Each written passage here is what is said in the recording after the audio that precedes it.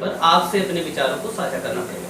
जी हाँ, मैं बात कर रहा हूँ हाथरस में एक बच्ची के साथ हुए दुराचार से संबंधित विषय को लेकर। इस बच्ची के साथ दुराचार हुआ या हत्या हुई, या यूं कहें कि हत्या तो हुई ही है, परंतु हत्या का माध्यम क्या रहा है, इस पर जो सरकारी रिपोर्ट्स अभी तक आई, जो मेडिकल रिपोर्ट्स आई हैं, जो पोस्टमार्टम की रिपोर्ट आई है, दोनों में कहा गया है कि इस महिला का, इस बच्ची का रेप नहीं हुआ। चलिए हम ठीक है, मान लेते हैं कि आपने कहा कि रेप नहीं हुआ है, आप अपने तरीके से इंटरप्रेट करवा सकते हैं डाटा को, ठीक है, चलिए माना। देखिए, इसमें किसी पार्टी या सरकार की बात नहीं है, सत्य किसी पार्टी या सरकार के सहारे नहीं चलता है, ये निरपेक्ष है। देखिए, सीधी सी बात है कि रेप हुआ कि नहीं, इससे ज्यादा बहस का मुद्दा मुझे लगता है कि उस लड़की के मरने के बाद की जो स्थितियां उत्पन्न हुई हैं। आप 21वीं शताब्दी में जी रहे हैं, जहां महिला अधिकारों के लिए आप बड़े बड़े पुलिंदे कसीदे पढ़ रहे हैं, और आप ही नहीं, मैं कह रहा हूं जितनी राजनीतिक पार्टियां जब वो सत्ता में रहती हैं तो बड़े बड़े कसीदे पढ़ती हैं कि महिलाओं के लिए ये कर रहे हैं, महिलाओं के लिए वो पढ़ रहे हैं। मैं तो कहता हूँ जब से इन लोगों ने ये राग अलापना शुरू किया है कि महिलाओं के लिए हम ये कर रहे हैं, चलिए ठीक है, एक को हेलीकॉप्टर उड़वा दिए, पूरे देश की महिला हेलीकॉप्टर उड़ाने लगी, चलिए ठीक है, एक कल्पना चावला बन गई, सारे देश की महिलाएं कल्पना चावला बन गई। मैंने देखा है कि महिलाओं की स्थिति वास्तव में क्या है। उस मुद्दे पर ना जाते हुए मैं इस मुद्दे पर अपना ध्यान केंद्रित करूंगा। देखिए, है क्या कि एक लड़की की मृत्यु हो जाती है जिसने अभी हाल ही में अपना जीवन जीने का सपना पिरोया हुआ, जैसा कि मैंने उसके वीडियोस में देखा कि लास्ट टाइम उसने मेंशन किया कि मैं जल्दी घर वापस लौटती हूँ, और उसने कुछ घटनाओं के बारे में मेंशन किया किस तरीके से उसको मारा गया। अब देखिए, मैं आपको बात करता हूँ कि उस मृत्यु के बाद, अभी मृत्यु पर भी मैं आता हूँ कि मृत्यु कैसे हो जा रही है। आप 21वीं सदी में जी रहे हैं जहाँ पे आपके पास तमाम फैसिलिटीज हैं, आप एक यूटोपिया की कल्पना कर रहे हैं, राम राज्य की कल्पना कर रहे हैं, और आप उस राम राज्य में इस कलंकित कर देने वाली घटना को कौन सा स्थान देंगे, मेरे तो समझ में नहीं आता। असल में ये बलात्कार किसी महिला का नहीं हुआ, ये सामाजिक द्वंद्वों द्वारा एक समाज का बलात्कार हुआ। मैं नहीं मानता कि समाज का बलात्कार कोई जो है पुरुष या महिला या इस तरीके से घटनाएं होती, ये एक सामाजिक घटना है और एक सामाजिक उत्पत्ति है। असल में होता क्या है, बलात्कार के बाद हम सिर्फ दो चीज जानते हैं, ये बाजार में नया नया आया है, कई लोग अब इसके बाद मुझे जो है कटाक्ष करेंगे। एक तो मोमबत्ती लेकर निकल जाएंगे, दूसरे लंबे चौड़े लेख लिखेंगे लगातार, हम शर्मिंदा हैं, भारत में बेटियां सुरक्षित नहीं है, इससे पहले तो रावण अच्छा था, हम कब तक रावण को जलाएंगे, ऐसे लोगों को सड़क पर मार देना चाहिए, जिंदा जला देना चाहिए, ये कर देना चाहिए, वो कर देना चाहिए, ये सोल्यूशन नहीं है। बहरहाल मैं बात करता हूँ उस लड़की की मृत्यु के बाद की घटना की। जैसा कि स्पष्टता एकदम प्रथम दृष्टया नजर आता है कि पुलिस एवं प्रशासनिक शिथिलता के कारण और जिस तरीके से इन्होंने वैमनस्यता फैलाई है, जिला प्रशासन ने, पूरे जिला प्रशासन की उसमें पोल खुलती नजर आ रही है। डीएम साहब जिस तरीके से धमका रहे हैं वहां पर जाकर, खौं से आप डीएम हो यार, उनको तो लानत आनी चाहिए, शर्म आनी चाहिए। तुम्हें जैसे लोग ऐसे जो सिविल सेवकों पर धब्बा लगाए पड़े हुए, आप ये सोचिए एक डीएम वहां पे जाके धमकी देता है गांव वालों को कि अगर तुम लोग बोलोगे तो मीडिया वाले कितनी देर रहेंगे हम देख लेंगे। मतलब किस मानसिकता से ग्रसित हो आप? उसी मानसिकता से ग्रसित हैं जिस तरीके से गली के लत्ते को लगता है कि वो पूरे भारत को चला रहा है, जब वो 50 पैसे का सिगरेट लगाता है।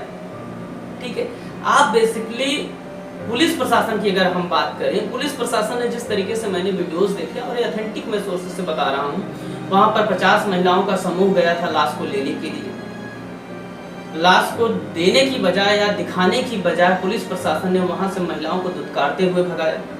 आप लोगों ने स्वयं भी वो वीडियो देखा होगा जिसमें कॉलर पकड़कर घसीटा जा रहा है एक व्यक्ति को।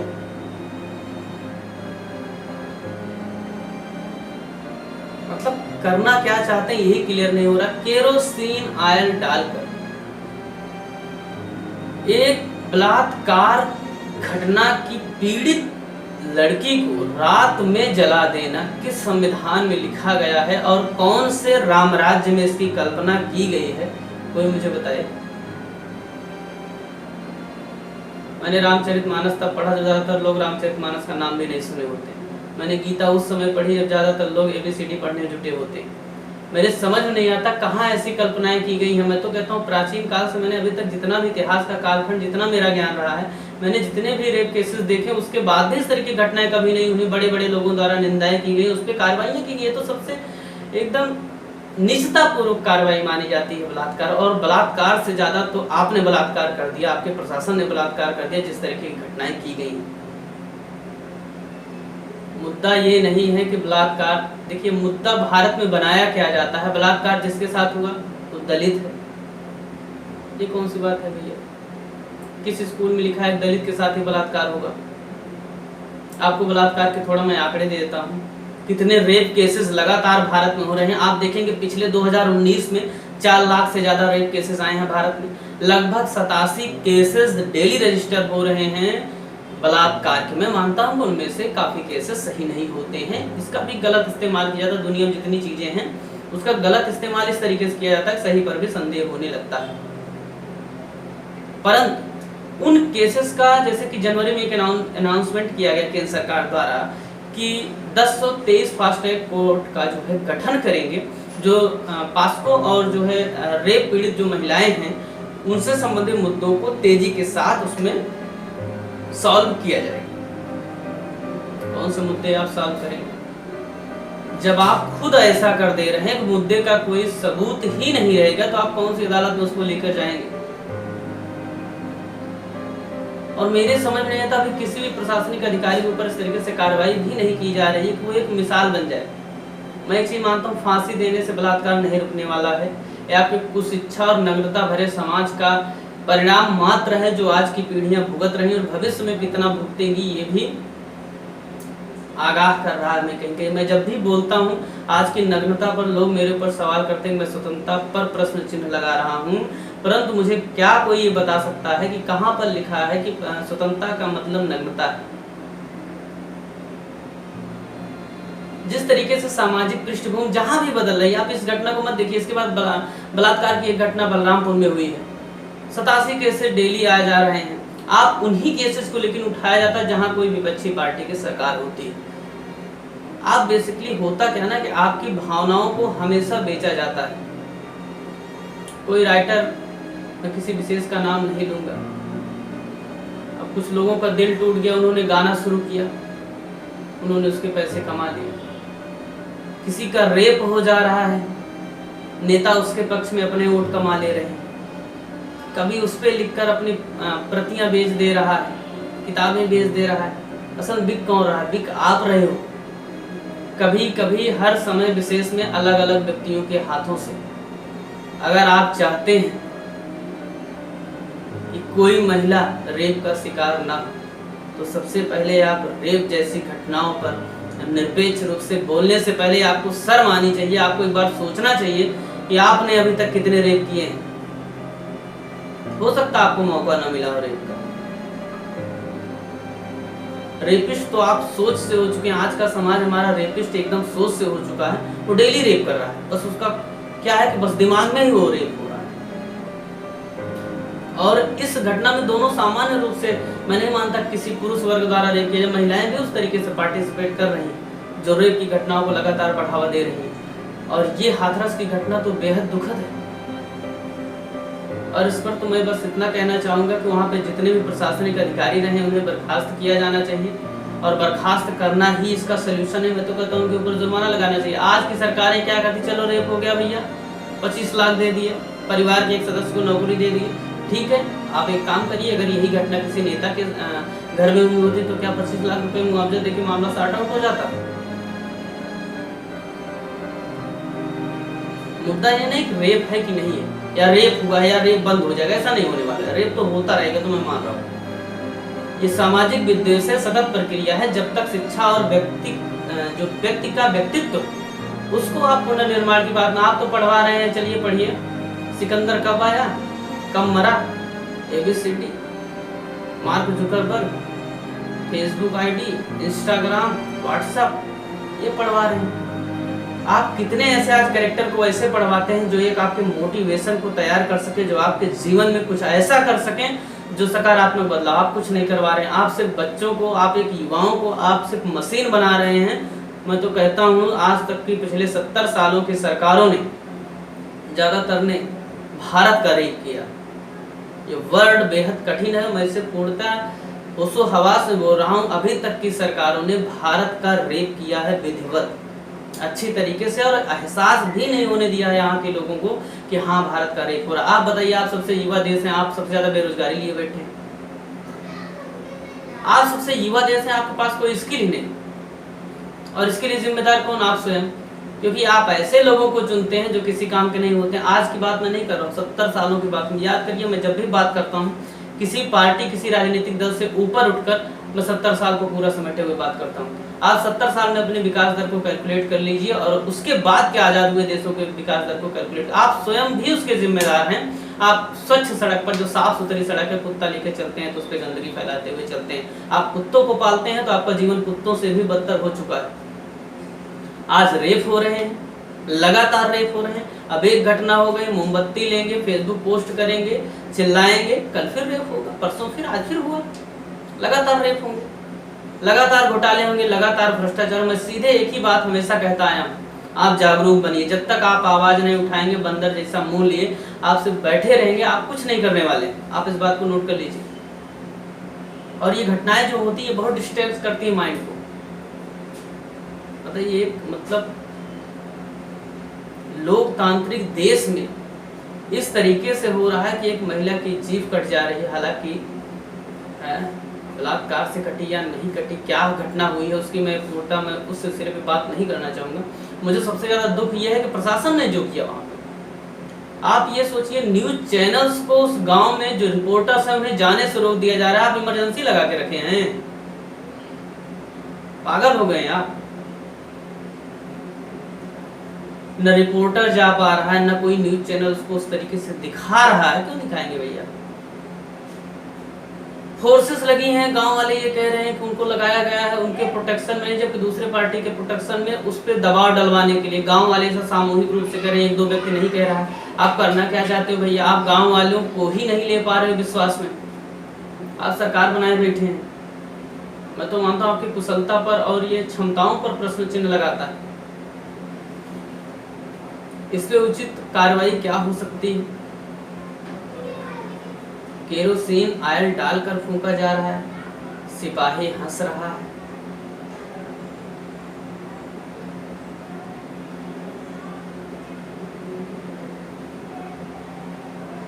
क्या बोला जाए इसको? ये ऐसी स्थितियां हैं जिस पर बोलना मुझे नहीं लगता उचित होगा। अब आधा किलो पाउडर लगाए हुए महिलाएं एसी कार से निकलेंगी और वो एक बार फिर से महिला अधिकारों के लिए लड़ाई लड़ेंगी, और उस लड़ाई को लड़ने में वो अच्छा खासा वेतन उठाएंगी। वो आधा किलो पाउडर लगाई हुई महिलाएं उस महिला के लिए संघर्ष करती हैं जिन्होंने कभी पाउडर देखा तक न। मुझे भारत की स्थिति समझ में नहीं आती है। कौन सा महिला आयोग है, कौन सा मानवाधिकार आयोग है, जिन्हें खुद ही पता नहीं कि मानवता कैसे कैसे किस किस तरीके से शर्मसार होती है। कोई भावनाओं का रेप कर रहा है, कोई शरीर का रेप कर रहा है। आप भारत कैसा बनाना चाहते हैं, आपको तय करना होगा दोस्तों। इसीलिए मैं हमेशा कहता हूं, जब भी आप मत देने जाएं, आप कोई ऐसा डिसीजन लें, ये समझिए आप किसी भी चीज को देख कर न दें। आप सिर्फ एक चीज को देखें, उस व्यक्ति की गुणवत्ता कितनी है, कुशलता कितनी है। मैंने देखा ज्यादातर सड़क पर घूमने वाले लगते 10 साल बाद नेता बन जाते हैं, 15 साल बाद नेता बन जाते हैं। क्या निर्माण करेंगे आपका? जिसने खुद अपनी व्यक्तित्व का निर्माण न कर पाया हो, जिसने खुद जिंदगी। अब आप एक बलात्कारी से पूछेंगे बलात्कार पर जो है सजा क्या तय होनी चाहिए और रोक कैसे लगाया जाए, ये बहुत कम संभावना है ना कि वो रोक लगाने के उचित तरीके बताएगा। एसआईटी का गठन किया, क्या है एसआईटी? पता नहीं कितनी एसआईटी भारत में गठित हुई। मैं इसको एक ही चीज मानता हूँ, आप अपने अंदर बदलाव लाएं। आप स्वयं भी देखे होंगे कि कई महिलाएं ऐसे रोड पर प्रताड़ित की जाती हैं विभिन्न लोगों द्वारा, जो मैं ज़्यादा ऐसे शब्द नहीं बोलूँगा।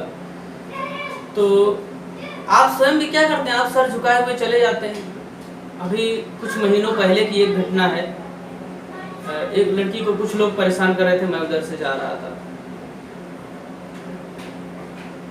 मैं गुजर रहा था। मैं उस घटना पे मुझे लगा कि मुझे रिएक्ट करना चाहिए।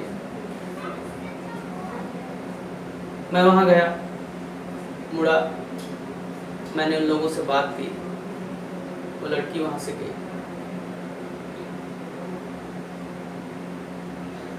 आप सोचिए उस दिन मुझे इतना सुकून मिला, क्योंकि कुछ भी हो सकता था वहां पे, हालांकि इतनी बड़ी घटना तो नहीं ही होती, परंतु वो कहीं कहीं वो एक शुरुआत है। आप उस शुरुआत को ही कहीं कहीं विरोध करके आप दबा सकते हो। और ऐसा कुछ नहीं, आपको मार खाने से डर लगता है, आपको कोई मार देगा, आपको चलो कोई मार भी देता है ना, तो आपके जरा से मार खाने से किसी महिला की जिंदगी बच सकती है। तुलसी बाबा ने कहा 84 लाख योनियों में भटकने के बाद मानव का जीवन मिला है, और उस जीवन को अगर आपके जरा से उत्पीड़ित होने मात्र से बचाया जा सकता है, तो इससे ज्यादा मानव कल्याण की दिशा में किया गया प्रयत्न में कोई नहीं मानता। और आप इस दिशा में सोचें कि आप किन तरीकों से रेप को बढ़ावा दे रहे हैं। आप खुद भी रेपिस्ट हैं, आप सोचें आप कौन सी ऐसी घटनाएं करते हैं, दिन भर में कितनी ऐसी बातें आप करते हैं जिनसे मानसिक रूप से आप उत्पीड़न करते हैं, मानसिक रूप से आप बलात्कार करते हैं। और महिलाओं से एक विनम्र निवेदन है, हालांकि इधर बोलना ठीक नहीं लगता मुझे, लेकिन विनम्र निवेदन है कि अपने आप को बस तो ना बनाएं।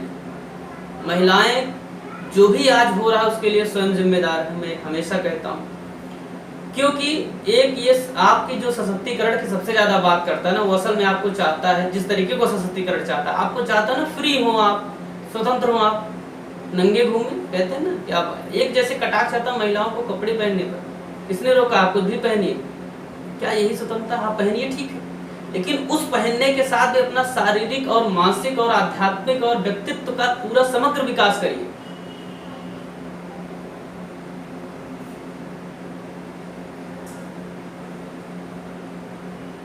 आप वस्तु मत बनिए कि आपको सजा के रखा गया है, आप वस्तु हैं। ये मैं पब्लिकली कई बार मैं बोल चुका हूँ,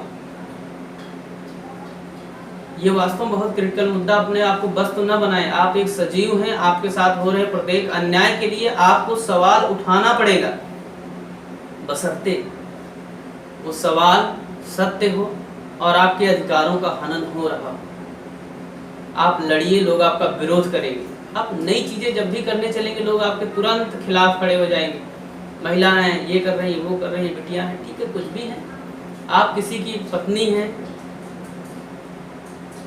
कुछ भी हो, पत्नी सदृश, किसी की बेटी हैं, किसी की माँ, या अगर पुरुष है तो किसी का बेटा, किसी का पति है, किसी का पिता है। उस इन सब रिश्तों से पहले वो स्वयं भी मानव है। और आप जब जब अपने अधिकारों को आप दबाए जाते हैं, आप ईमानदार हैं, आप सरल हैं, आपको इसलिए जब परेशान किया जाता है और आप सह लेते हो, तो वास्तव में आप ऐसे अधिकारों और अपराधियों और अपराधों को आप बढ़ावा देते हैं, और ये मैं सबसे बड़ा पाप मानता हूँ। कुछ दिनों की पहले घटना है, 700-800 रुपए किसी ने खा लिए, हमारे एक स्टूडेंट्स थे, उनके माध्यम से। तो इस मुद्दे पर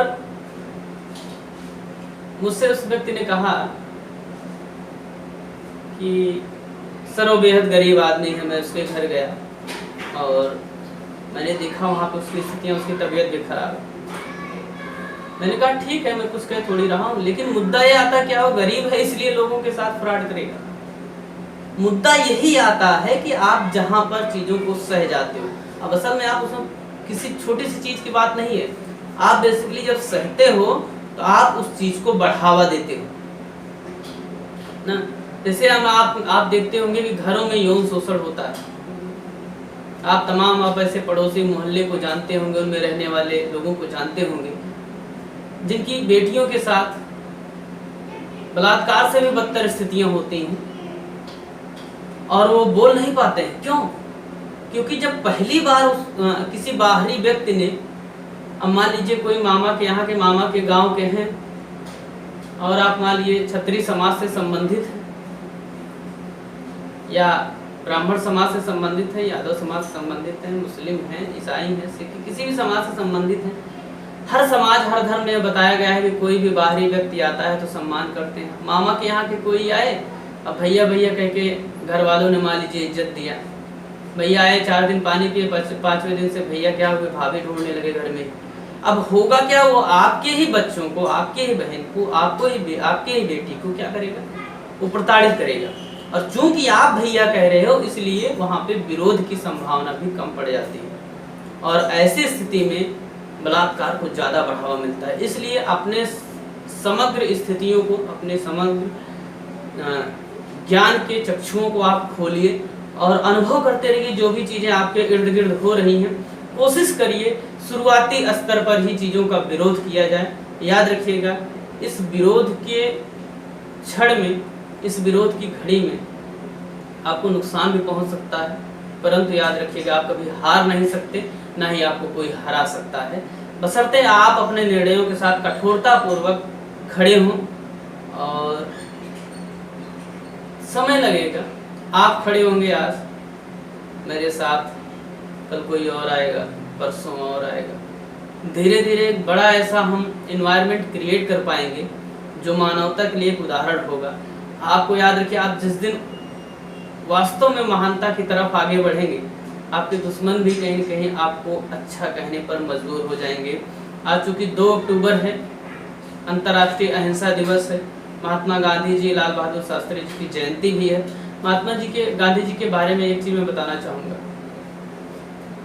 गांधी जी को जिस ट्रेन से फेंका गया दक्षिण अफ्रीका में, सेंट पीटर्सबर्ग से, उस ट्रेन का नाम बाद में महात्मा गांधी के नाम से रखा गया था।